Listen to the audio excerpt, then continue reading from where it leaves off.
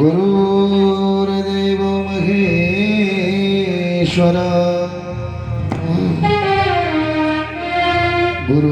गुरुर्साक्षात् परब्रह्म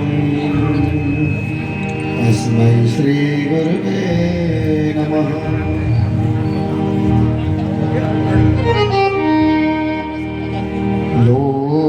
लोकाभिरामं रणरङ्गधीरं राजीवनेत्रं रघुवंशनाथं लोकाभिरामं रणरङ्गधीरं राजीवनेत्रं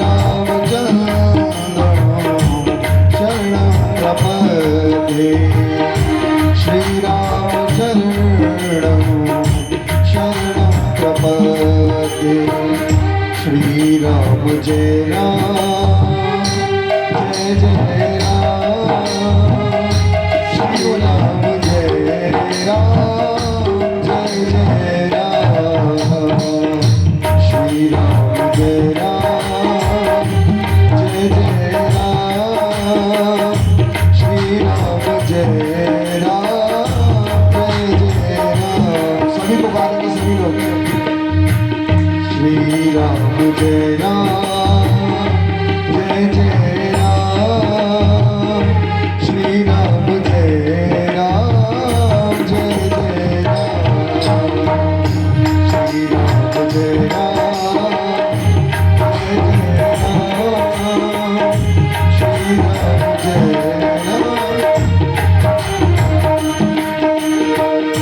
कर्पूर गौरम करुणावतारम संसार सारम भुजगेन्द्रधारम सदा वसंतम हृदयारविन्दे सदा वसंतम हृदयारविन्दे अहं भवानी सैतं नमामि अहं भवानी सैतं नमामि। श्रीराम जय राम जय जय राम श्रीराम जय राम जय जय राम श्रीराम जय राम जय जय राम श्रीराम जय राम।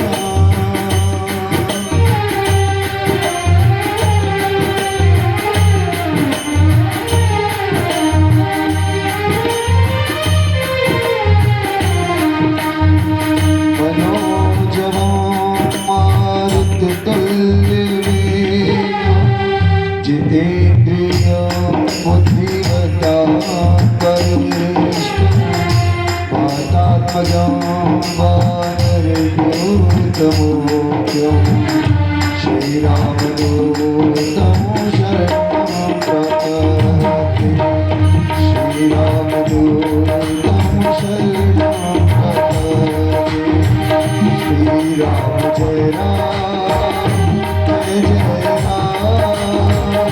श्री राम जय राम जय जय राम श्री राम जय राम जय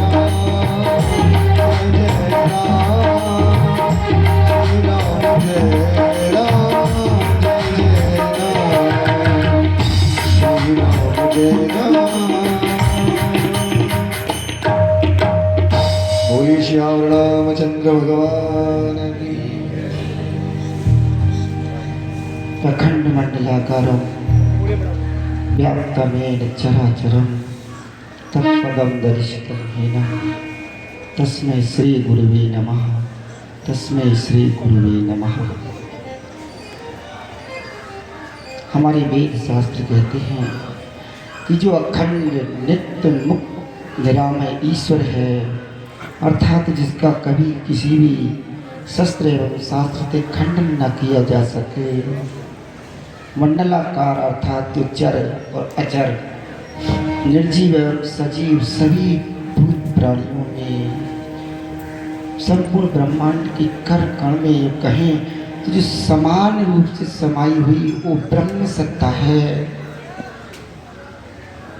तत्पदम दर्शितम अर्थात ईश्वर की उसी निराकार स्वरूप को, अथवा यूँ कहें कि प्रकाश रूप को, जो जिज्ञासुओं के अंदर तत्क्षण अर्थात जब शरणागति करते हैं गुरु भगवान, तत्पदम दर्शितम अर्थात उसी क्षण जिज्ञासु के अंदर, उस शिष्य के अंदर जो उस ईश्वर का प्राकट्य कर देते हैं, अथवा यूँ कहें कि परमात्मा के दर्शन करा देते हैं। तो ऐसे ब्रह्मवेत्ता महान पुरुष सत्पुरुषों के अर्थवा यूँ कहें कि सदगुरु के पावन पुनीत चरणों में नमन अर्पित है, नमन अर्पित है।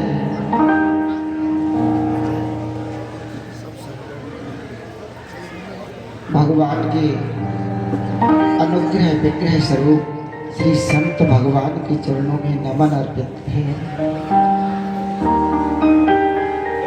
एक साथ ईश्वर के नाना रूपों के दर्शन करना ये बड़ी सौभाग्य की बात है। यूं ही नहीं बनता ये समय जो आप देख रहे हैं, ये क्षण जो है वो आपके जीवन में लिखे जा रहे हैं। उस ईश्वर के सानिध्य में अर्थात सत्संग की जो घड़ियाँ हैं उसकी किसी से तुलना नहीं की जाती। वो स्वामी जी कहते हैं कि संत विशुद्ध मिले पुण्य तवही राम सुकृपा बिलोक जबी, अर्थात जब परमात्मा अकारण करवा करके हम पे विशेष रूप से अनुग्रह करता है, तब कहीं जाकर ऐसे संत पुनीत संत भगवानों के दर्शन होते हैं, ऐसे विशुद्ध संतों के दर्शन होते हैं। तो मैं पुनः पृथ्वी पर माथा नवाकर श्री संत भगवान के पावन प्रिय श्री चरण कमलों में अपना सादर नमन अर्पित करता हूँ।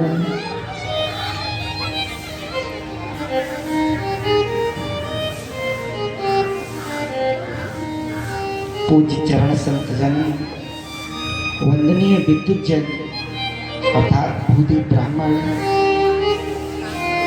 भगवान की कथा के रसिक प्रभु श्रोता बंधुओं एवं श्रद्धा भरी मेरी माताओं, आप सभी को मैं अपना ईश्वर जान करके, ईश्वर मान करके आपके अंतस में बैठे उस ईश्वर को वंदन करते हुए, नमन करते हुए सभी के पावन पुण्य श्री चरणों में सादर नमन अर्पित करता हूँ। सभी को जय सिया राम।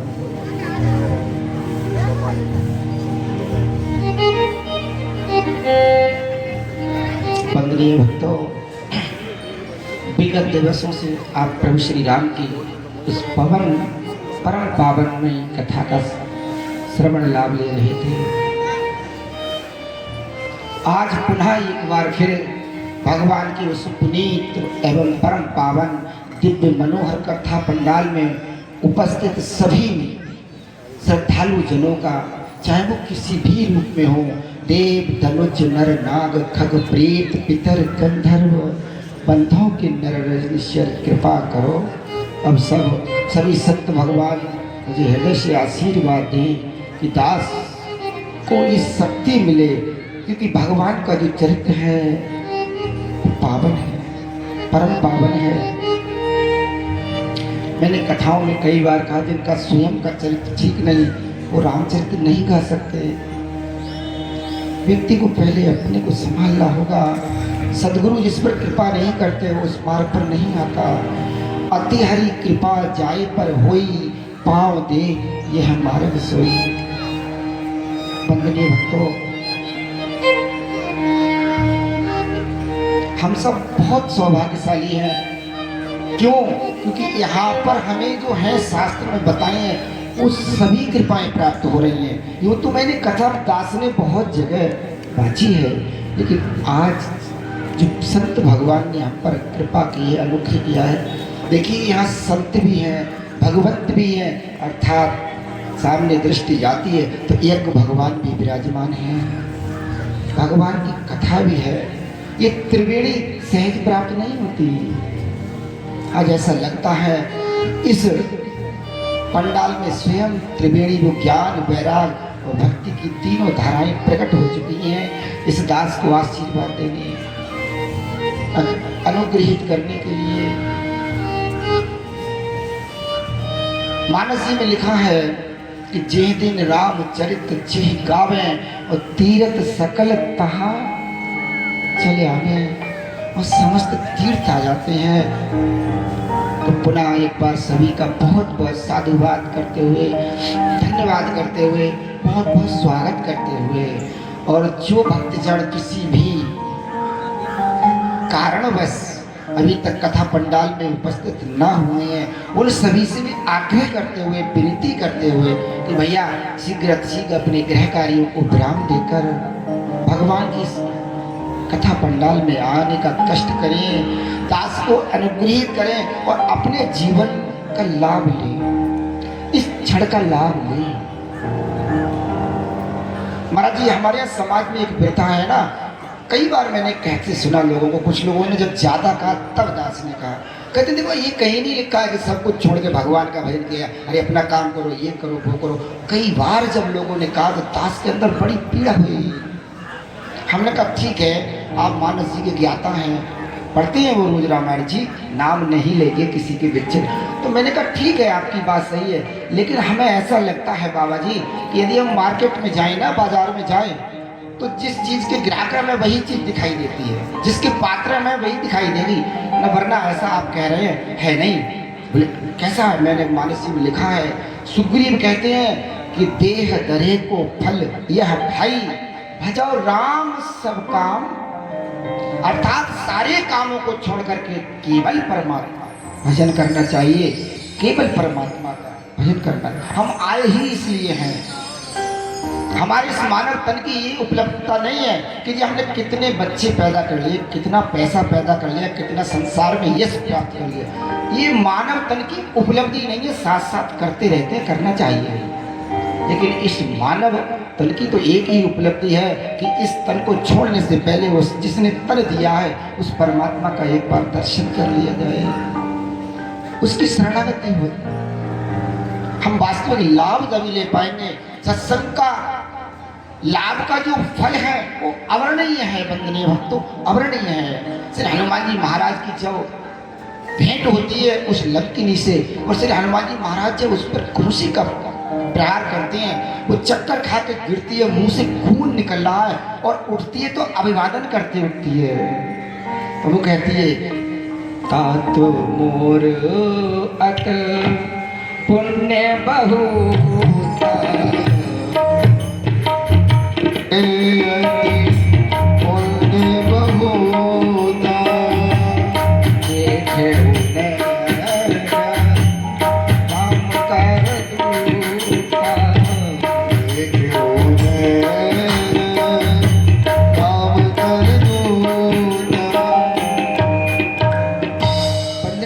विचार कीजिए, कोई हम पर खुशी का प्रहार करे, हम चक्कर खा के गिर जाएं पृथ्वी पर, मुख से खून निकले, हम उठकर उसके पैर छुएंगे, उसका अभिवादन करेंगे? नहीं, ऐसा तो हमने देखा नहीं है। लेकिन वो वंदनीय भक्तों, वो कोई साधारण घूसा नहीं, वो लौकिक व्यवहार में मारा गया घूसा ही नहीं था, वो तो ज्ञान का अज्ञान पर प्रहार था, वो नीति का अनीति पर प्रहार था, धर्म का अधर्म पर प्रहार था। और जब वो धर्म से जुड़ती है ना, सदगुरु जो हमारे जीवन में आते हैं, हमारे जीवन में पदार्पण करते हैं, हमारी भी यही स्थिति यही होती है। हमें भी जब उस क्षण की याद आती है, जिस समय गुरु महाराज जी ने हमें शरणागत किया था, ब्रह्म ज्ञान में दीक्षित किया था ना, तो हमने पहले पढ़ा था कि कितने भी कर्म कांड कर लिए जाए, सब कुछ कर लिया जाए, स्नान वृत्ति इत्यादि, लेकिन जो सदगुरु कृपा करते हैं ना, उस क्षण की बराबरी कुछ नहीं है। उस क्षण की याद में तो पूरा जीवन बीत जाता है, कोई कर्मकांड उसकी बराबरी नहीं करता। वो कहती है कि हरे हनुमान जी, तात स्वर्गीय वर्ग सुख धरिय तुलायक तात स्वर्गीय वर्ग सुख धरिय तुलायक तुल्यता है सकाल मिल तो सुख भव सत्संग।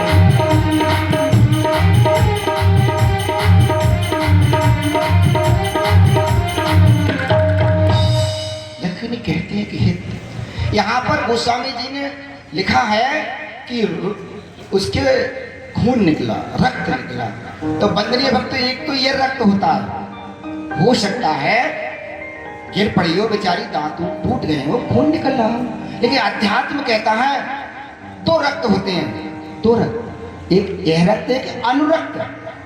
हम जिसके अनुरक्त होते हैं, हम जिसकी दास्ता स्वीकार कर लेते हैं, अर्थात लंकिनी ने रावण की दास्ता स्वीकार कर ली थी, अधर्म अन्याय की दास्ता स्वीकार कर ली थी, लेकिन जब संतों का पदार्पण होता है, जब श्री हनुमान जी का पदार्पण होता है हमारे इस जीवन में, तो ये लंका है ना हमारी, ये देही लंका है। वो स्वामी जी विनय पत्रिका में बड़ा सुंदर बताते हैं, ये देही विषय विकारों से भरी हुई लंका है। तो जब सदगुरु का पदार्पण होता है, तो हमारा जो अनुरक्त बना है, जो हम विषय वासनाओं के गुलाम हैं। मानस जी में गोस्वामी जी लिखते हैं कि वंचक वेश कहा है राम के, लेकिन कंचन किंकन कोह का। हम बनावटी वेश में रामदास कहलाते हैं, राम कथा कहते हैं जी, लोगों की बड़ी श्रद्धा होती है, लेकिन अंदर से देखोगे तो हमसे अपराधी कोई है नहीं। हम अंदर से दास किसके हैं? वास्तविकता तो वहाँ आती है, हम अंदर से दास विषय वासनाओं के हैं, कंचन पैसे के हैं, किंकन के हैं, स्त्रियों के दास बने हैं, और हम रामदास कहला रहे हैं जी। तुलसी बाबा भी कहते हैं कि देखो मेरे अंदर कितनी कमियां हैं, लेकिन मेरे राघव जी कितने दयालु हैं, मैं राम का दास कहते हैं लोग मुझे, और वो कुछ सहते हैं, अपमान सहते हैं, हमसे कुछ नहीं कहते। तो आज तेजिका लंकिनी धन्यवाद करते हुए कहती है कि तात, आज आपने जो मुझे इस क्षण प्रदान किए हैं, जो ज्ञान के अंदर जो अनुभूति होती है, शरणागति के अंदर जो अनुभूति होती है, उसको वर्णन करते हुए कहती है कि तात स्वर्ग अपवर्ग सुख धैर्य तुला एक अंग। कहा कि हे तात, तराजू के एक पड़ले में स्वर्ग का सुख, यानी हम इंद्र बन जाएं, संपूर्ण ऐश्वर्य हमारे पास हो, और दूसरा कहती है अपवर्ग सुख, अर्थात हमारा मोक्ष भी हो जाए। दोनों सुखों को तराजू के एक पल्ले में रख दीजिएगा, लेकिन प्रभु तूल न ताहे सकल मिल, जो सुख लव सत, अर्थात वो दोनों पुण्य, वो दोनों प्रभाव, वो दोनों सुख मिलकर के उस एक क्षण के सत्संग के सुख की बराबरी नहीं कर सकते। तो आज वही इस दास को उन्हीं क्षणों की अनुभूति हो रही है इन संत भगवान के दर्शन करके। वंदनीय भक्तों, कथा में प्रवेश करें उससे पूर्व 2 मिनट हरि नाम संकीर्तन करते हैं। और श्री राम जय राम जय जय राम, श्री राम जय राम जय जय राम, श्री राम जय राम जय जय राम,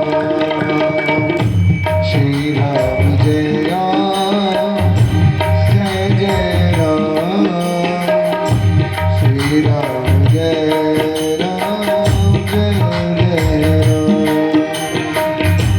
श्री राम जय राम जय जय राम,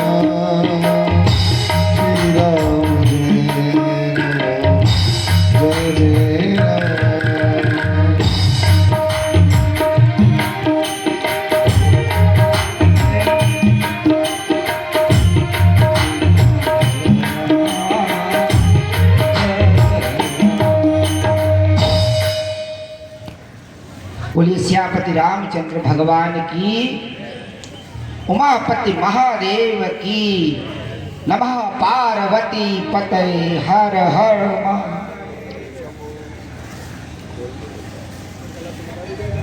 अब मैं श्री हनुमान जी महाराज जी के चरणों में प्रणाम करते हुए उनसे ये प्रार्थना करता हूँ, भगवान आप आकर अपना आसन ग्रहण करें, दास को भगवान की कथा वाचने का सामर्थ्य प्रदान करें। गुरु भगवान के पावन पुनीत चरणों में नमन अर्पित करते हुए वंदनीय भक्तों, इस मंच के माध्यम से आपने विगत दिवसों में भगवान के वो पावन चरित्र सुने हैं। भगवान प्रभु श्री राम का जो चरित्र है वो परम पावन, इसके अंदर कोई भी मल नहीं है। वर्णव रघुवर विमल जो दायक फलचार। तुलसी बाबा कहते हैं ये विमल है, राम जी का चरित्र जो है वो विमल है, मनुष्य रहित है। और एक गुण और है कि विषय रस फीकी। ये कथा है ना राम कथा, ये विषयों के रस से फीकी है। हमसे बहुत लोग शिकायत करते हैं कि भैया तुम कुछ गाना बना। मनोरंजन करना हमारा कर्म नहीं, हम मनोभंजनी कथा कहते हैं। लोगों के मनों का भंजन करना गुरुदेव ने सिखाया है, मनोरंजन करना हमें गुरु ने सिखाया ही नहीं। आपके अंदर जो बैठे हैं ना, जिनको आपने समझ रखा, हो सकता है कहीं ना कहीं गुरु के जो वचन है वो आपको निवेदित कर देते हैं, आपको थोड़ा ज्ञान हो जाए। तो आइए, हमें आदेश मिला है, आज की जो कथा है वो हम भुसिंडी रामायण के द्वारा आज थोड़े थोड़े में प्रसंग को केवल स्पर्श करते हुए आज कथा विश्राम में पूरा होती है। तो आइए हम कथा को शुरू करते हैं। तुलसी बाबा मानस जी के अंदर बहुत सुंदर दर्शन करा रहे हैं। प्रथम ज्ञाति अनुराग भवानी,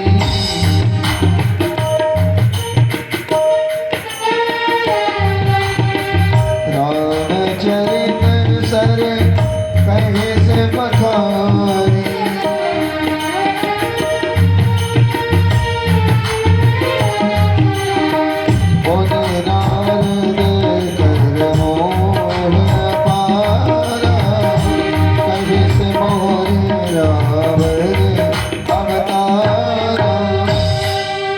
तुलसी बाबा कहते हैं ये प्रसंग तब का है जब भगवान ने अपने को बंधाया था और गरुड़ जी जब बंधन काटने गए तो उन्हें जब भगवान को पास से मुक्त किया, गरुड़ को अभिमान हो जाता है, अरे ये कैसा अवतार, हमने तो सुना था वो ब्रह्म का अवतार है, यहाँ तो कुछ प्रभाव देखा नहीं, ये स्वयं बंधे पड़े, इनके बंधन को तो हमने काटा है, ये कैसा है। तो इस अभिमान के आते ही गरुड़ जी के हृदय से ज्ञान जो है वो खत्म होता है, ज्ञान पर पर्दा पड़ जाता है और वो विकल होकर के नारद जी के पास जाते हैं, कहते हैं भगवान मेरा अज्ञान दूर कीजिए।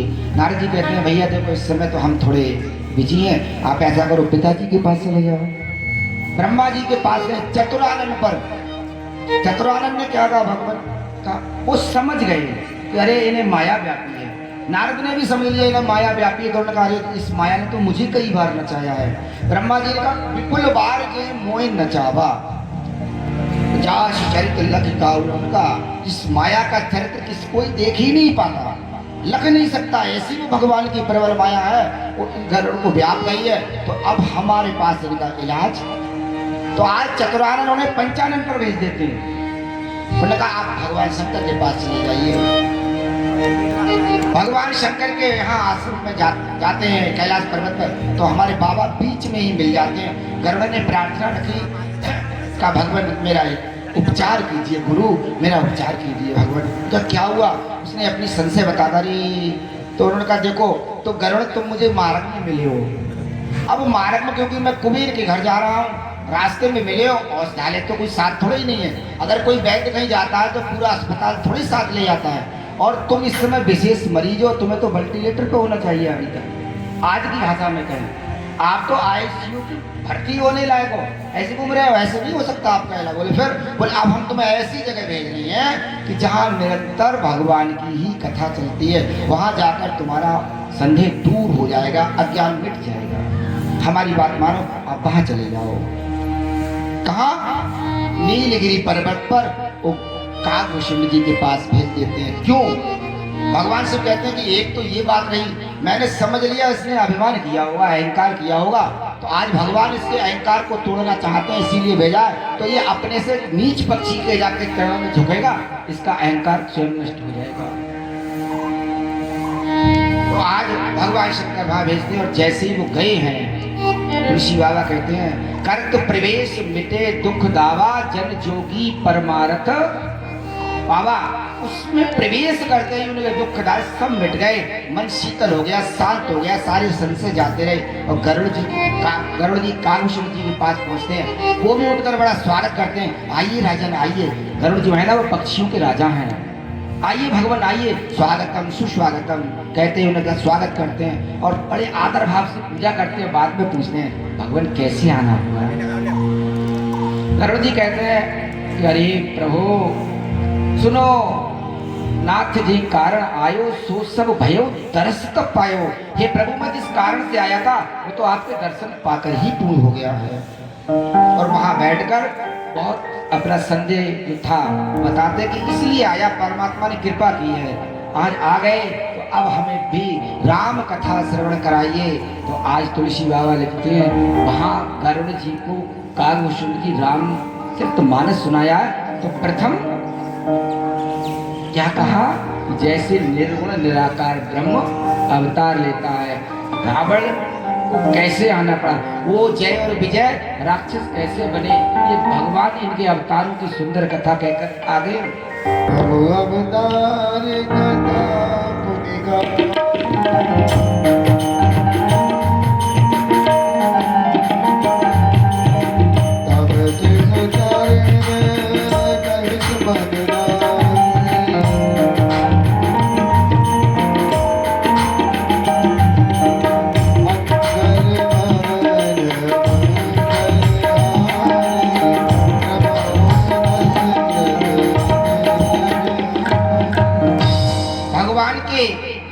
अवतार का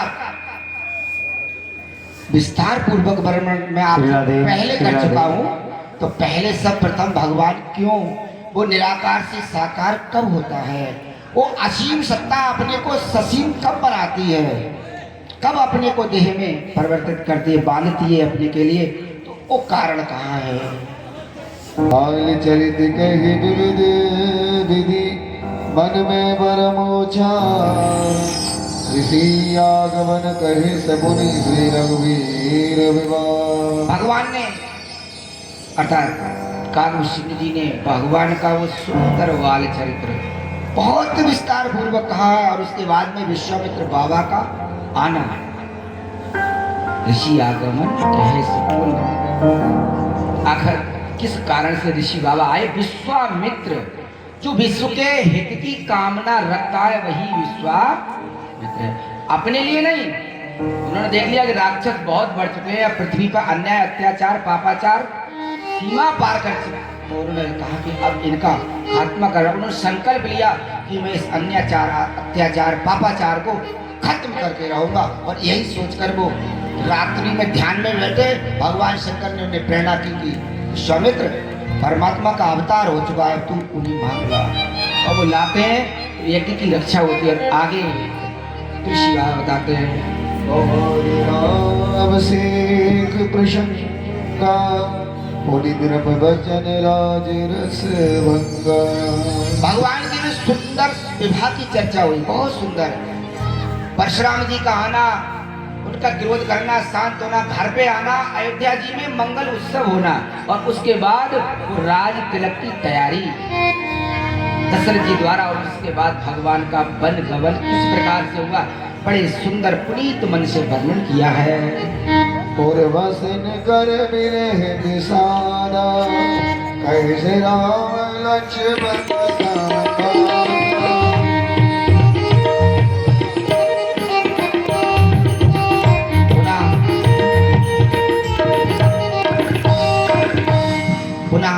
पूर्ववासियों का वो समाचार सुनकर विषाद होना और लक्ष्मण और राम जी का वो पुनीत संवाद कहाँ है। और उसके बाद में क्योंकि भैया देखो अब भंडारे की व्यवस्था शुरू होने वाली, कथा कौन सुनेगा, इसलिए हम तो आपको केवल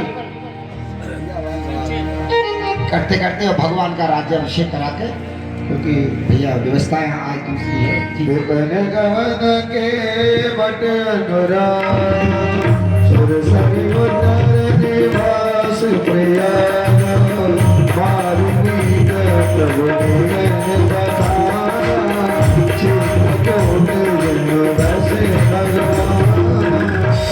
उसके बाद विपिन गमन वन को जाना और वहां निषाद राज से भेंट होना और केवट का वो निर्मल प्रेम।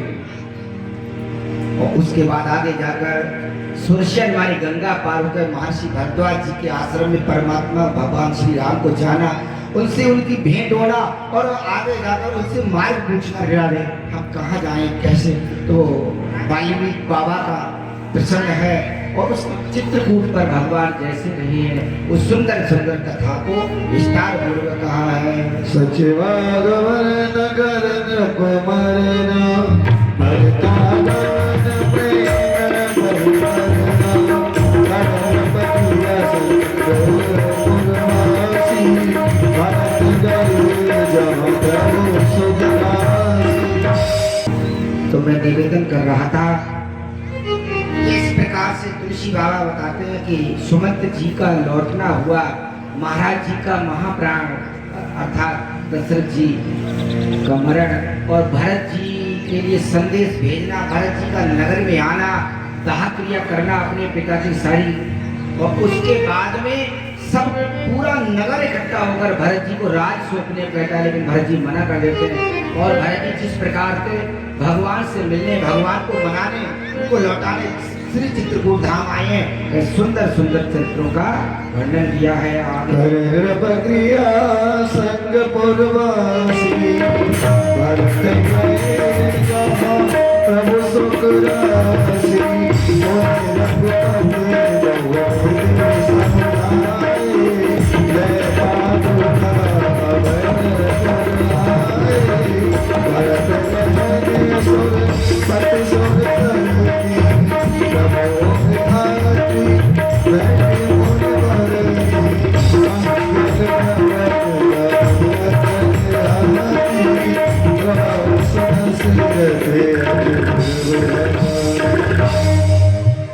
पुनः भगवान का भक्त को समझाना और अपनी चरण पादुका कृपा रूपी चरण पादुकाएं प्रदान कर देना और उन चरण पादुकाओं को शीश पर रख करके भरत जी का अयोध्यापुरी में आना और उन चरण पादुकाओं को राज सिंहासन पर स्थापित करना और स्वयं सन्यासी जैसा व्रत लेना।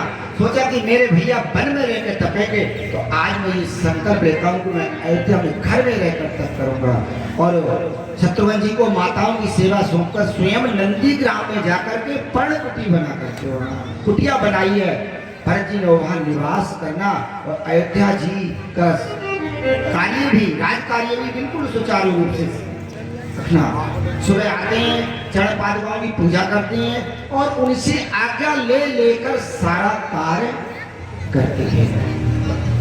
उसके बाद में रघुनाथ जी का थोड़ा विरह, जब प्रवासी आए थे ना तो उस समय रघुनाथ जी थोड़ा दुखी हो गए। उसके बाद में इंद्रपुत्र जयंत की वो करनी, भगवान की महर्षि अत्रि से भेंट, इस सारे प्रसंगों को बड़े मधुरता के साथ, बड़ी विनम्रता के साथ, बड़ी भक्ति और ज्ञान वैराग्य के साथ कारुष्य जी गरुड़ जी को सुनाते हैं। कहे विराट बल जय विधि देह तजी सर्वांग बरह सुतीक्षण प्रीत पुने प्रभु अगस्त्य सतसंग कहे दंडक बन पावन गाई वीर मैत्री उनते गाई। पुनः भगवान का विराट का वध करना, बहुत सुंदर वर्णन। विराट नाम का राक्षस था, वो बहुत उपद्रव कर रहा था उस समय वहां, तो वहां उसका वध करना। पुण्य प्रभु पंच पटिकृत वासा बंधी सकल पुण्य प्रसा पुण्य लक्ष्मण रूप जय सुमनोपा सुमन कहा जुगल रास्ते में वो सुतीक्षण का मिलना, सुतीक्षण जी के साथ महर्षि अगस्त के आश्रम जाना, वो सुंदर सत्संग जो पूर्ण चर्चा हुई, वहां पर भगवान ने रावण के मारने का दिव्यास्त्र प्राप्त किया अगस्त जी से। उसी अस्त्र के द्वारा, दिव्यास्त्र के द्वारा रावण मारा गया है। वो कहते हैं अब उसको मंत्र देव मुनि मोही जे प्रकार मानो भगवान, अब मुझे वो विद्या प्रदान कीजिए जिस विद्या से मैं उस आताताई रावण का विनाश कर सकूं। भगवान का पंचवटी में वास, गीधराज से मैत्री है, और उसके बाद शूर्पणखा यानी बुआ जी का आना, और उनके नाक कान काटे जाना, खरदूषण का वध, और आगे दस कंदर मारीच पत कही, जे विद भई सो सबते कही, उन्हें माता सीता कर लखना, श्री रघुवीर विरह पुनः मारीच और दशकंदर की वो सलाह होना, और सीता जी का हरण होना, खरदूषण तीसरा का वध होना, बहुत सुंदर सुंदर वध किया है। दस कंदर मारीच पत कही, जे विद भई सो सबते कही। अरे आपसे प्रार्थना है, हो चुका है, बस ब्राह्मणों का साधु थोड़ा प्रसाद लेके 10 मिनट लगेंगे बस। प्रसाद पा गई है, भगवान का है। देखो इस गांव का कितना अथक प्रयास है, कितने सुंदर भक्त हैं जो इतने बड़े आयोजन को और इतनी मनायोग से नित्य नया इनके अंदर हमने उत्साह देखा है। कभी इनके अंदर मलिनता नहीं है। इतने बड़े कार्यक्रम इतने दिन होते हैं, कोई थकान महसूस नहीं की किसी हमने सेवक के साथ, सब बड़े उत्साह से लेते हैं इस कार्य को। वास्तव में ये सभी लोग जो भोले की फौज है, भोले की फौज करेगी मौज, इनका ये टाइटल रहता है हर साल, तो वास्तव में सब बड़े वंदना के पात्र हैं। तो आगे तुलसी बाबा कहते हैं क्या हुआ, सीता हरण के बाद और खाटूश्वर तीसरा का वध हो जाता है, और आगे उन्हें माया सीता कर हरना, श्री रघुवीर मेरा कुछ बनना, रघुवीर क्रिया जिनकी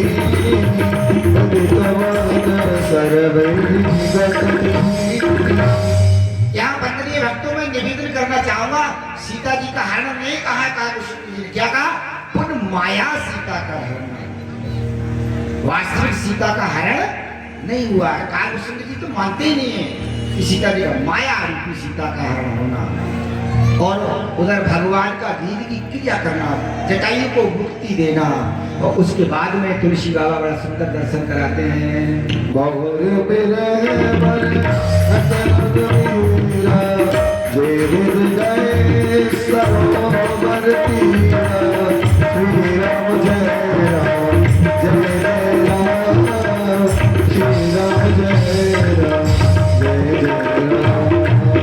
पुनः भगवान का वो विरह वर्णन किया जो रघुनाथ जी ने बड़ी अलौकिक लीला दी थी, जिसको देखकर देवता मुनि भी भ्रमित हो जाते हैं। बड़े बड़े संत भगवंत यानी जो ब्रह्मा है ना, वो भी भगवान के चरित्रों को देख करके ब्रह्म हो पड़े जाते हैं।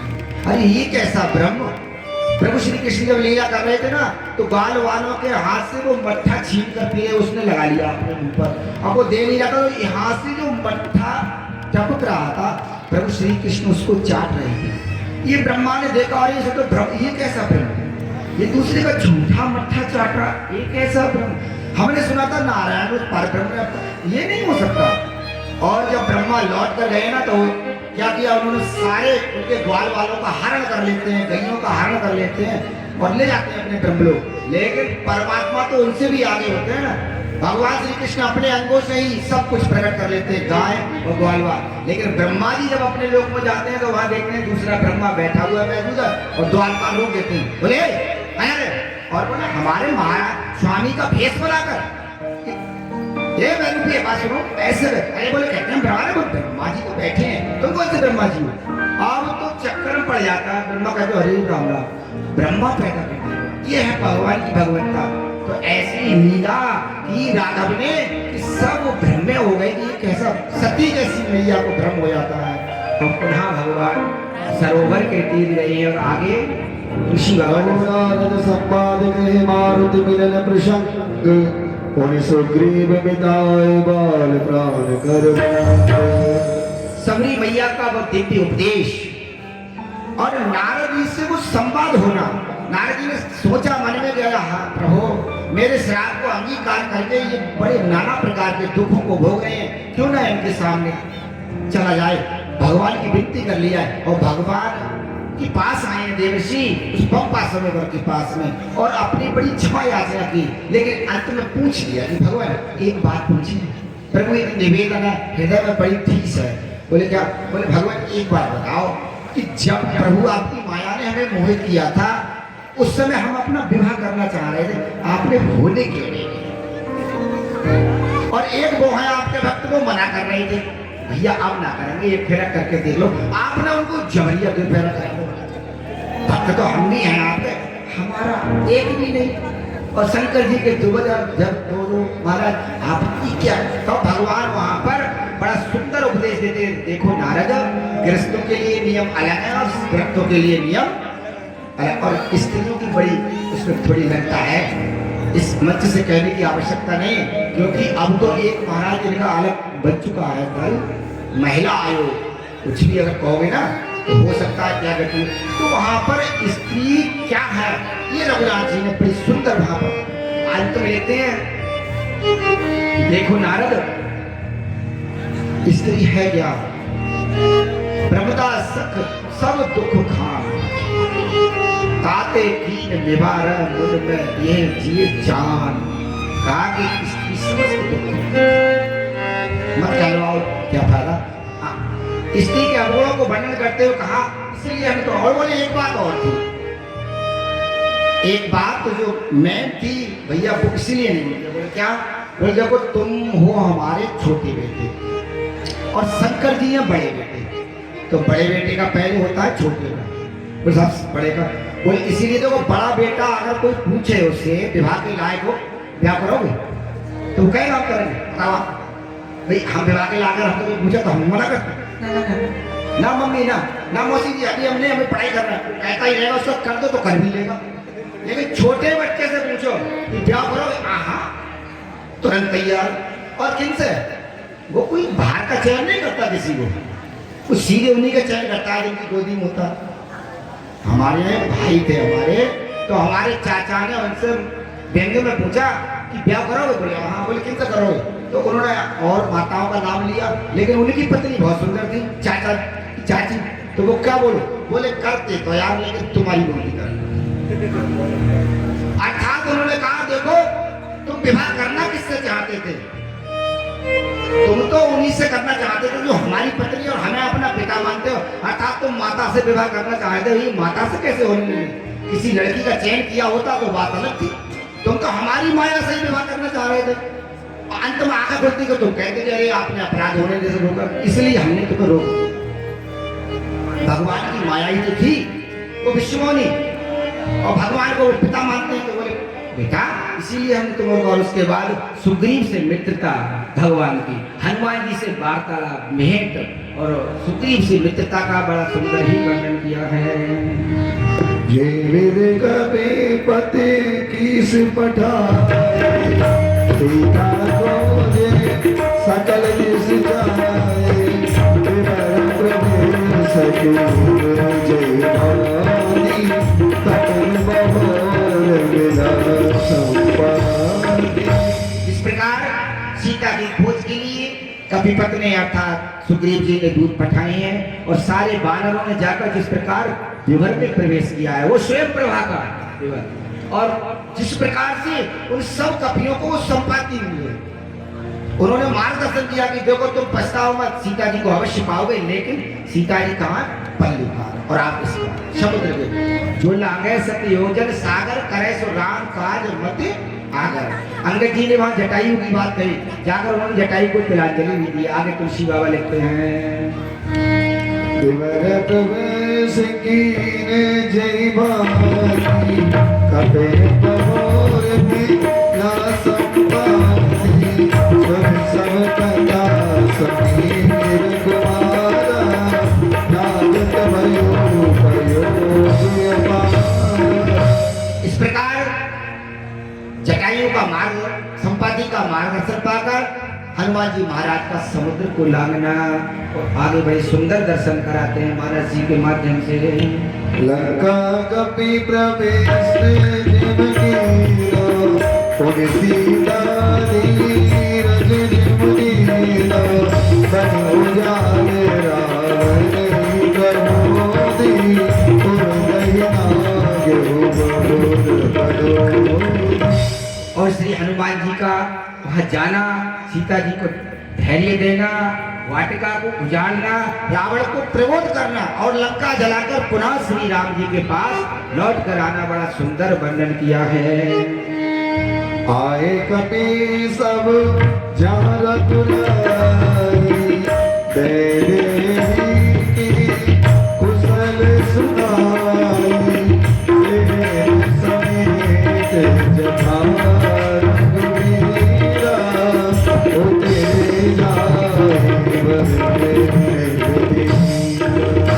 पुनः सारे बानर रघुनाथ जी के पास आए हैं, आकर श्री जानकी मैया की कुशल सुनाई है।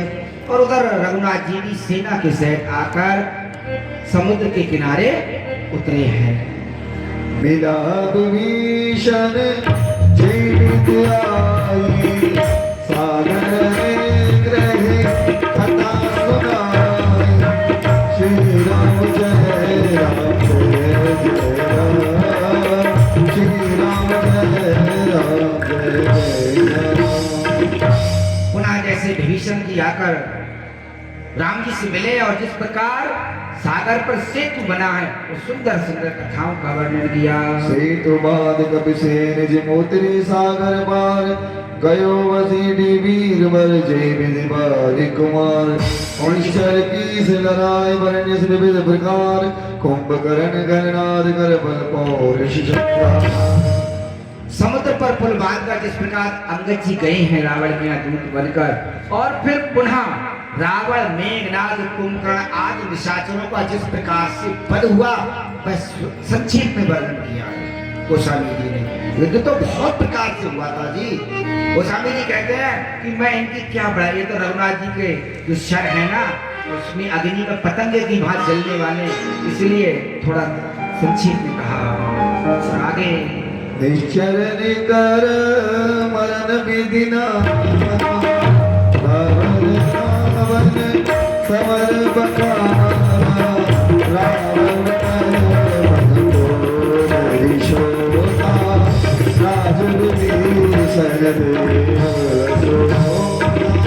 नाना प्रकार के मायावी निशाचरों का मरण होना, यानी अहिरावण को भगवान का हरण करना, हनुमान जी का जाना, फिर राम और रावण के उस युद्ध की बड़ी सुंदर चर्चा, मंदोदरी का शोक करना, आगे सुंदर सुंदर जो भी घटना घटी, तुलसी बाबा उनको स्पर्श करते हुए काव्य में आगे बढ़ रहे और कहते हैं। सीता रघुपति मिलन बहोरी सुन कर जोरी पुष्पक चले कपिल समेता अवध चले प्रभु पाद के। पुनः श्री सीता जी का राम जी के पास आना और उनकी परीक्षा, और पुनः पुष्पक विमान में बैठकर उन सेनापतियों के साथ भगवान का श्री आगे अयोध्या जी के लिए प्रस्थान लिखा है। जय विधि राम नगर निज आए बायस विसर्जन चरित सब गाए कहे सब बहोरे राम सेना गुरवर दशरथ जीत अनेका। उसके बाद जिस प्रकार से श्री रघुनाथ जी समस्त ऋषि मुनियों का आशीर्वाद लेते हुए श्री सीता जी की गंगा जी की उपासना के दिशा से पुनः भेंट उन्हें अपने साथ लाना। जिस प्रकार श्री भरत जी का विरह, हनुमान जी का जाकर उनको धैर्य देना, और पुनः भगवान जिस प्रकार से अयोध्या जी आए हैं। बोले श्री सीताराम भगवान की जय।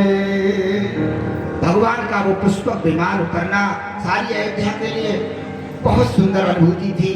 सब लोग प्रभु का ऊपर के इंतजार जो आकाश मार्ग से आज परमात्मा पहली बार से आए हैं, और उसके बाद रघुनाथ जी का अमृत रूप में प्रकट होकर के सबसे क्षणमय समय मिले भगवाना, उमा मरम काहू नहीं। सबसे परमात्मा का मिलना गुरु वशिष्ठ के चरणों में तो जाकर ले खाए करे गुरु चरण सरोवर कहूँ निशंग कहूँ, अर्थात परमात्मा भाग कर दौड़ कर गुरु के चरणों में गिर जाते हैं। कहीं तरकस गिरा है, कहीं धनुष गिरा है, और ले जाते हैं गुरुदेव प्रणाम। सारे अपने जो सेनापति हैं, बानर हैं, ऋषिराज हैं, सबसे कहते बोले ये गुरु भगवान है हमारे, इनको प्रणाम करो। मुनि वशिष्ठ बोले पूज्य हमारे जिनकी कृपा धनुज रंग मारे, ये वो दिव्य मूर्ति है कि जिनकी कृपा प्रसाद से हम उन राक्षसों का वध कर सके हैं। और उसके बाद भगवान के राज्याभिषेक की बड़ी सुंदर चर्चा की है। कथा समस्त भूषण बखारी, जो मैं तुम सन कही बबारी, तुम सब गाव कथा बहिना, कहित वचन मम पर जा। पुनः सारी अयोध्या की तैयारी, भगवान राम का राज्य अभिषेक बहुत सुंदर बन जाए, सब तैयारी हो जाती है। तो आज श्री सीताराम जी महाराज सिंहासन पर बैठते हैं, और तुलसी बाबा कहते हैं प्रथम तिलक वशिष्ठ मुनि की, प्रथम तिलक वशिष्ठ मुनि की, सब बेप्र आयुष दीना, सब बेप्र आयुष दीना। श्री राम जय राम जय जय राम, श्री राम जय राम जय जय राम। तो भैया देखो राम राजा बने हैं तो बहुत प्रसन्नता का है।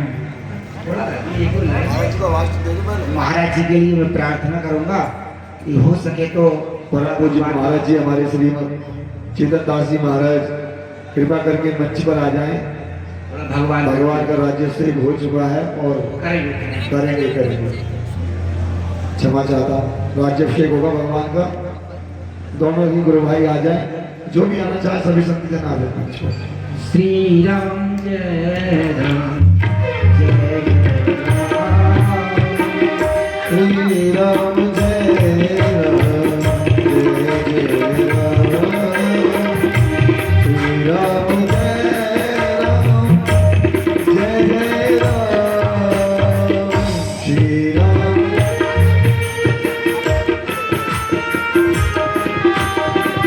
श्री राम जय राम जय जय राम।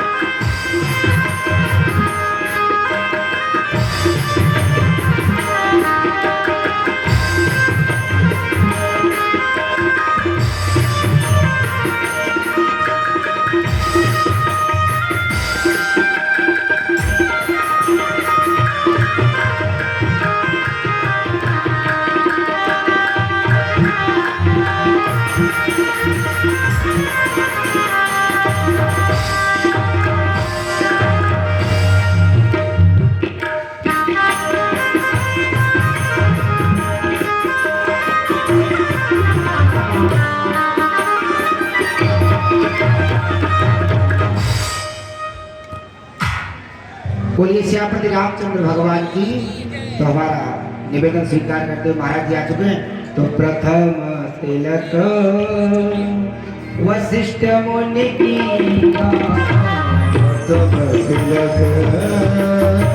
वशिष्ठ मुनि की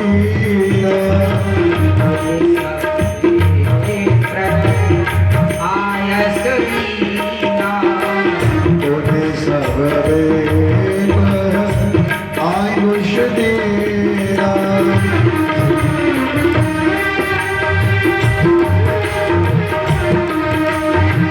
श्री राम जय राम जय जय राम श्री राम जय राम जय जय राम श्री राम जय राम। प्रथम तिलक वशिष्ठ मुनि कीना पुरुषव विप्रन आयस दीना सिंहासन पर त्रिभुवन साई देख सुरन दुंदवी। तो आइए एक बड़ा सुंदर भजन होगा और जो कोई भी भगवान का तिलक करना चाहते हैं इन्हें प्रसन्नता हुई होगी आज हमारे राम राजा बने हैं। आइए सभी लोग आएंगे और भगवान के लिए प्रणाम तिलक जरूर करेंगे। मैं बार बार निवेदन करूंगा कि संकोच ना करें, किसी के पास कुछ नहीं, श्रद्धा तो है, परमात्मा के चरणों में झुकने की श्रद्धा तो है, इस बात का संकोच ना करते हो कि हमारे पास नहीं, श्रद्धा सुमन अर्पित कर दो। आओ जरूर भगवान को बधाई दो कि प्रभु आपके ही प्रताप से राम राज्य आ सका।